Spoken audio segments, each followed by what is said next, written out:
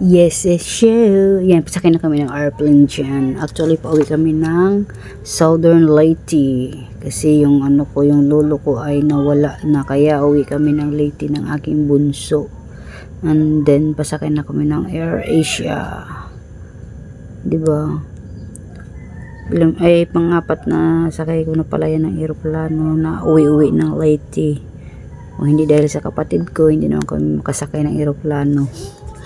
Always kapatid ko yung nasa Norway ang nililibre palagi ng pamasahe sa amin mag-iina. Kaya thank you sis, thank you kapatid. O diba, bongga aeroplano. Dati bus lang, ngayon aeroplano na, mabilis, wala pa isang oras na sa Tacloban ka na, diba?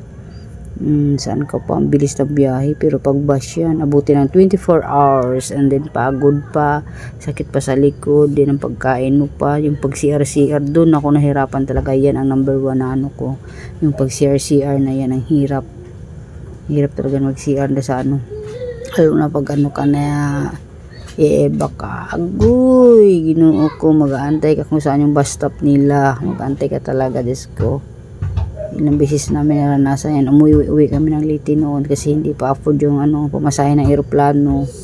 Hindi namin alam kung paano. Yun pala, kung ano, konti lang din diferensya kasi siyempre pagkain pa sa bus din yung pag-iihip pa, magkano din pag-iihip. Dati is 5, di ko na alam ngayon. Ang ano lang doon kasi wala kang madala, diba, wala kang madala pag ano sa aeroplano. Ang sa bus naman, kung marami kang madala talaga, yun nga lang, siyempre mamasahe ka din, kikiluhin din nila yun. Mas marami kang madala talaga. Maganda, uwi ka airplane pagbalik mo ng Manila para Nana?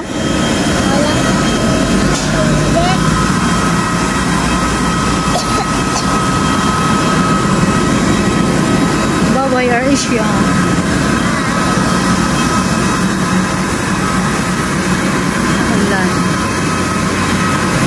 Naulan ang Tacloban.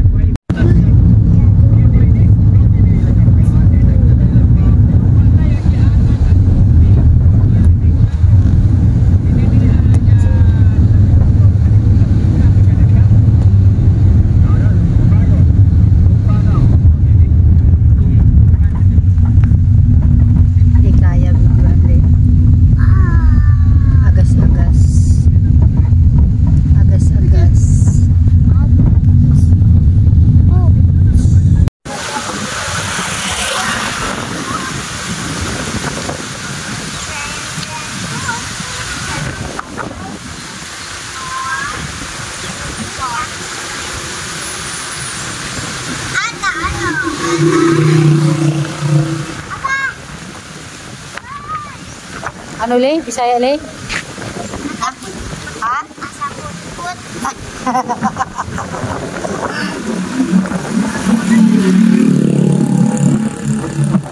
Pilya yun ah.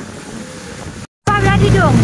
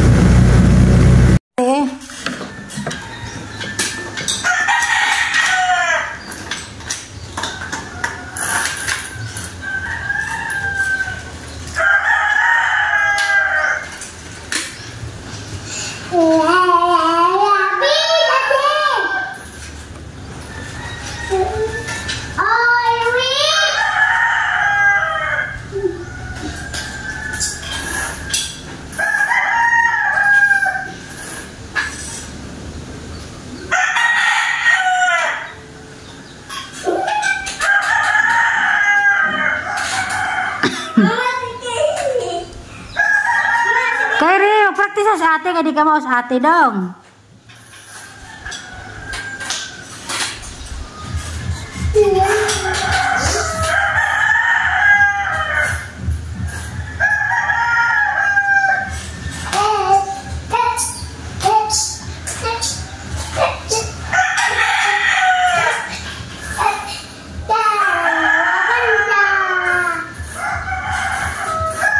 Baliktad nga yan, anak. Hindi ganyan ang magano.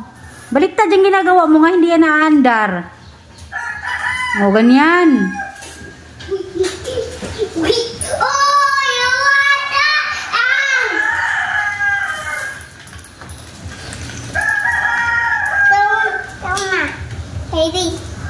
O, ikaw na lang kay Ray.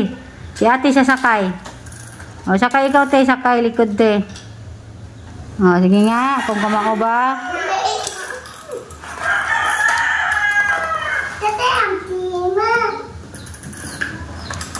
Sus, flat naman ha. Ang bibigat niyo palang dalawa.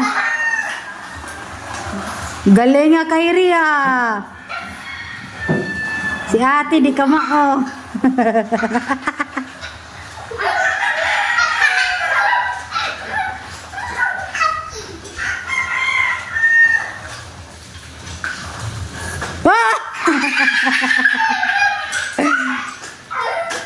Lahat naman ang gulungan na dong. Moreliso dong.